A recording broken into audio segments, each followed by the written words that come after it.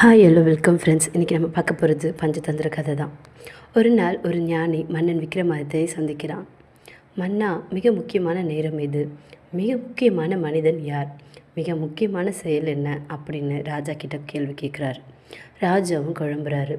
அவர் பலர்கிட்ட இந்த கேள்வியை கேட்குறாரு. ஆனால் யாருக்கும் பதில் தெரியலை.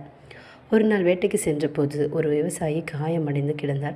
ராஜா தனது வேட்டையை மறந்து அவரை தூக்கி கொண்டு சென்று அவருடைய காயத்தை கட்டி அவரை சரி செய்தார். விவசாயியிடம் அதே கேள்வியை ராஜா கேட்டார்.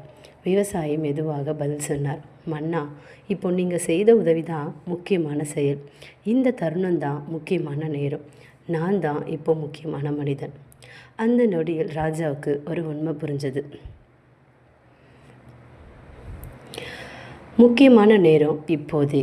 முக்கியமான மனிதன் உங்களுடன் இருப்பவர். முக்கியமான செயல் நல்லது செய்வது.